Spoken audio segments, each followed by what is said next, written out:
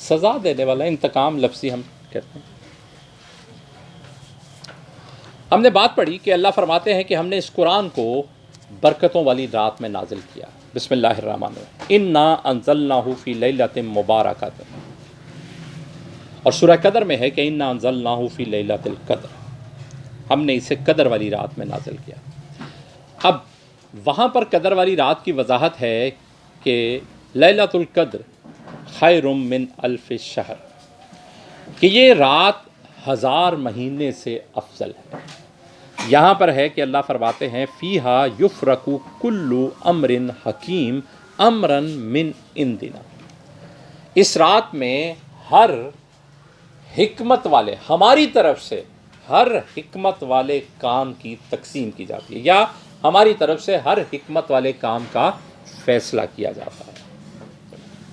پھر وہاں پر ہے خیر من الف شہر، تنزل الملائکۃ والروح فیہا باذن ربہم من کل امر، وہاں پر بھی یہی بات آ گئی کہ فرشتے اور روح امین، جیسے جبرائیل علیہ السلام کا الگ سے تذکرہ ہے، یہ اللہ کی طرف سے ہر بات، من کل امر، ہر حکم لے کر نازل ہوتے ہیں، نیچے آتے ہیں۔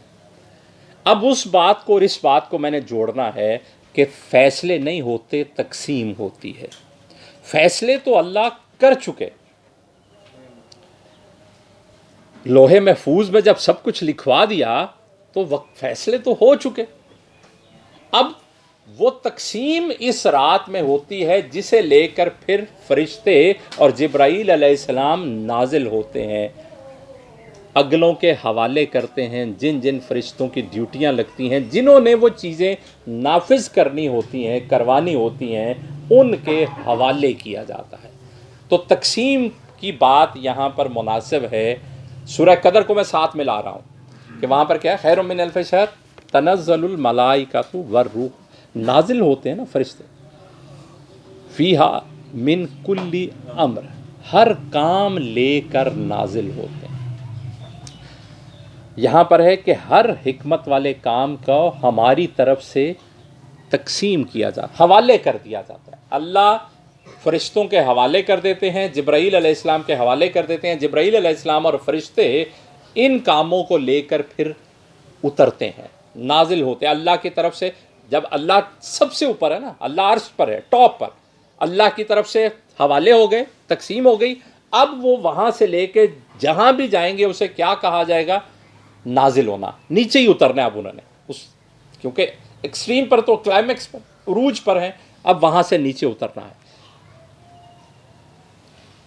کچھ کام دوسرے فرشتوں کے حوالے کر دیے، یعنی جس جس فرشتے کی پھر جو جو ڈیوٹیز ہیں یہ ان کے حوالے کر دیے جاتے ہیں۔ جبرائیل امین کی خاص ڈیوٹی، چونکہ اللہ کے رسولوں کے پاس اللہ کا پیغام لے کر آنا ہوتا ہے، تو یہاں پر خاص تذکرہ جبرائیل امین کا اس اعتبار سے ہے کہ اللہ نے فرمایا کہ اس قرآن کو بھی ہم نے اسی قدر والی برکت والی رات میں نازل کیا۔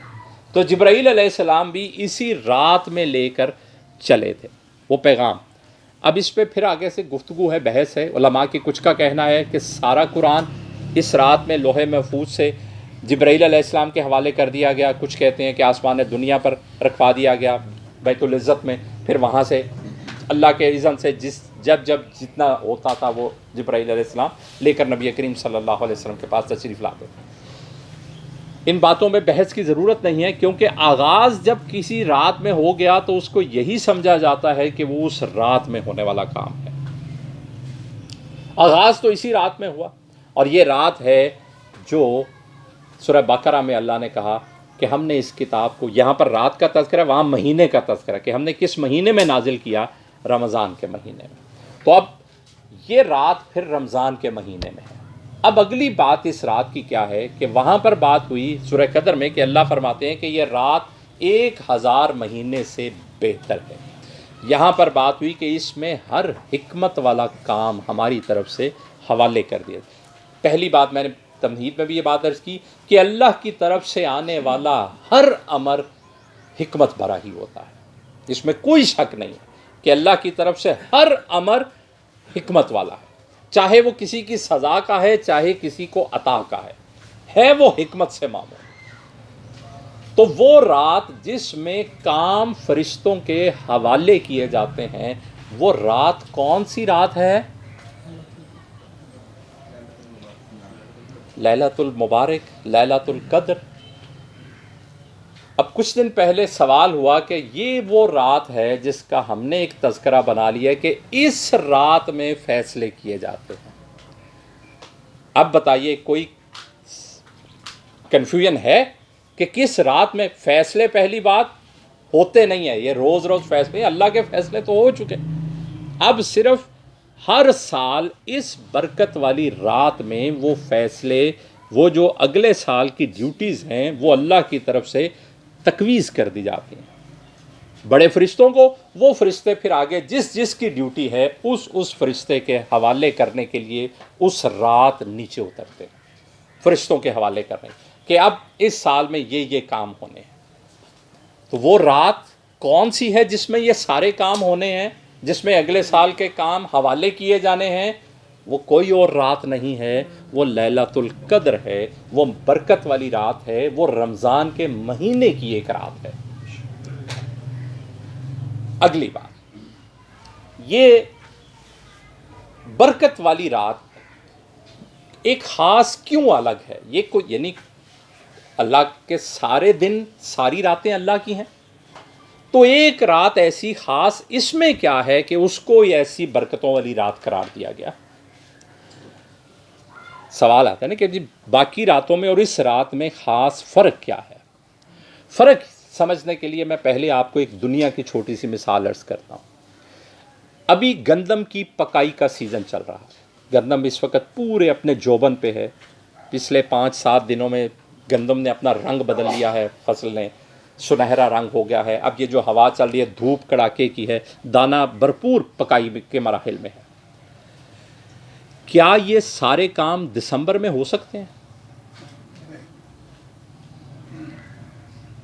گندم کی پکائی کے دن یہی دن ہیں مارچ کے آخری اور اپریل کے پہلے.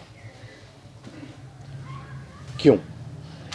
ٹیمپریچر، ہوا، نمی، یہ سب اس بیلنس کی ہے، اس توازن کی ہے جو گندم کے دانے کو پکنے کے لیے ضروری ہے. یہ وقت کسی سال کے اور دنوں میں نہیں ہو سکتا. ویسا ٹیمپریچر وہ نہیں ہوگا، ویسی بات نہیں ہوگی وہاں پر. جب ہم نے نیا پودا لگانا ہوتا ہے، آج کل آپ نے فروری کے مہینے میں کہتے ہیں جی یہ گلاب کا پودا اپنے نیا لگانا ہے، موتیا لگانا ہے، جی یہ موسم میں اس میں لگا لیں کیونکہ اب نئی کونپلیں پھوٹنی ہیں، نئے پتے نکلنے ہیں، تو آپ نے نیا پودا لگانا ہے گھر میں تو اس موسم میں لگائیں. یہ نومبر میں نہیں لگے گا. ٹیمپریچر، ہوا، بارش، وہ تناسب ایسا ہوگا کہ اس میں نہیں لگ سکے گا. تو یہ دنیا کے اعتبار سے مجھے اور آپ کو اگر بات سمجھ میں آ سکتی ہے کہ ہر چیز کا ایک خاص وقت ہوتا ہے، وہ اس اپنے مناسب وقت میں ہوگی تو بہترین رزلٹ لے کر آئے گی. اب یہ جو روحانی دنیا ہے نا، وہ جو اللہ کے معاملات ہیں، وہاں پر بھی ایسے ہی اوقات ہیں. اور اللہ جو خالق کائنات ہے، مالک کائنات ہے، اسے ان اوقات کا صحیح علم ہے کہ کس کام کے لیے کون سا وقت مناسب ہے. تو یہ حکمت بھرے فیصلوں کے لیے جو اللہ نے رات چنی ہے، اس رات میں جو فیصلے تقسیم کیے جاتے ہیں، فیصلے کیے نہیں جاتے، فیصلے تقسیم کیے جاتے ہیں. یہ تقسیم جس رات میں ہے، اس رات میں اس تقسیم میں کوئی فرق آ نہیں سکتا. کیوں؟ کیونکہ سورہ قدر میں اللہ فرماتے ہیں سلام، اس رات میں سلامتی ہے. اب یہ بہت بڑا لفظ ہے سلام، اس میں اتنی وسیع دنیا چھپی ہے کہ یہ رات وہ رات ہے جس میں صرف سلامتی ہے. اس رات میں شر نہیں ہو سکتا.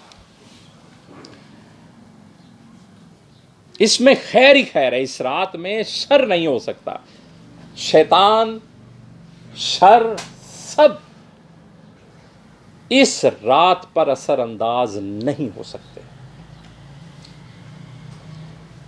ہم نے پیچھے پڑھا نا کہ جب اللہ کی طرف سے نزول ہوتا ہے تو یہ وہ آسمان پر ان کا آنا بند ہو گیا، جنوں کا، ابلیس کا، ان کو قید لگا دی گئی، روک لگا دی گئی، کہ یہ پروسیس اتنا سیکیور ہے کہ اس میں کوئی ملاوٹ، کوئی خرابی، کوئی شر اثر نہیں کر سکتا۔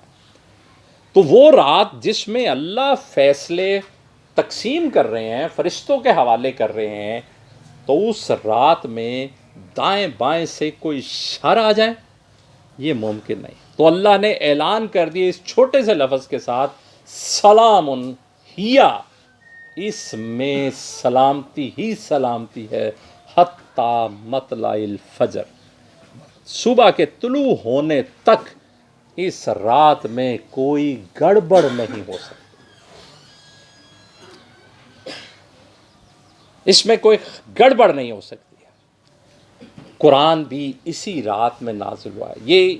یہ پروٹوکول ہے کہ وہ ایک ہاتھ، اب ایک اور میں دنیا کی مثال دیتا ہوں، چیف آف آرمی اسٹاف نے، پریزیڈنٹ نے، پرائم منسٹر نے جب ایک جگہ سے دوسری جگہ جانا ہوتا ہے تو ہمارے ہاں ایک ٹرم چلتی ہے، روٹ لگ گیا ہے۔ یہ جو اسلام آباد، لاہور میں لوگ رہتے ہیں وہ روز اس بات کے شکار ہوتے ہیں، جی سڑک بند ہے، جی کیا ہوا ہے، جی روٹ لگا ہوا ہے۔ وہ پروٹوکول ہے کہ یہاں سے اب ایک شخصیت نے گزرنا ہے تو راستے دائیں بائیں ہر چیز بند کر دی جاتی ہے کہ کوئی اور وہاں پر نہیں مار سکتا، کوئی راستے سے گزر بھی نہیں سکتا عام آدمی۔ یہ وہ رات ہے جب اللہ کی طرف سے فیصلے حوالے کیے جاتے ہیں فرشتوں کے، تاکہ وہ اگلے سال پورے کے لیے انہیں نافذ کر سکیں، پھر وہ پورا سال اس بات کو چلائیں گے۔ تو فرشتوں تک وہ جو اللہ کی طرف سے ڈلیور ہوتے ہیں وہ ایسے سیکیور وے سے ہوتے ہیں۔ اب مجھے اور آپ کو سمجھایا گیا ہے کہ اس رات کو تلاش کر لو۔ اب دیکھیں کتنی قیمتی رات، کتنا پروٹوکول اس رات کا، اور اللہ نے اعلان کر دیا ہے کہ یہ سلامتی ہے۔ اس رات میں شر نہیں ہو سکتا، شیطان نہیں ہو سکتا اس رات میں۔ آ جاؤ اللہ سے لو لگا لو۔ اب کون سی رات ہے رمضان کی؟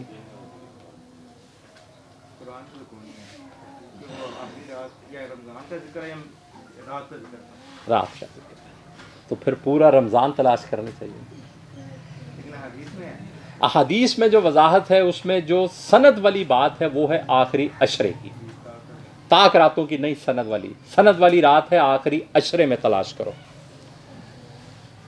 سند والی جو حدیث ہے، صحیح بخاری کی جو حدیث ہے سند والی، وہ ہے آخری عشرے میں تلاش کرو۔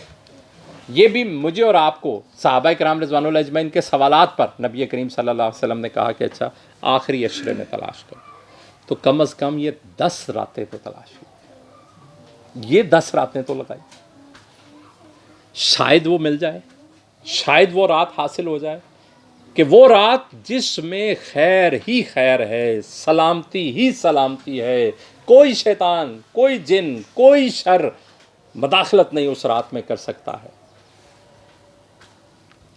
اب اما عائشہ رضی اللہ تعالیٰ عنہ نبی کریم صلی اللہ علیہ وآلہ وسلم سے سوال کرتی ہیں، اے اللہ کے پیارے رسول صلی اللہ علیہ وآلہ وسلم، اگر مجھے وہ رات مل جائے تو میں اللہ سے کیا مانگوں؟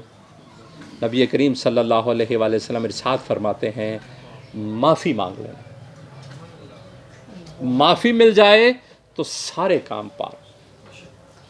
پھر لفظ بھی سکھا دیے، اللہم انکا عفو تحب العفو فاعف عنی، اے اللہ آپ معاف کرنے والے ہیں، معافی کو پسند کرتے ہیں، اے اللہ مجھے بھی معاف کر دے، اے اللہ مجھے بھی معاف کر دے۔ کہا معافی مل گئی تو سب ٹھیک ہو۔ اللہ کریم مجھے اور آپ کو خیر، برکتیں، آسانیاں، خوشیاں، صحتیں عطا فرما دیں۔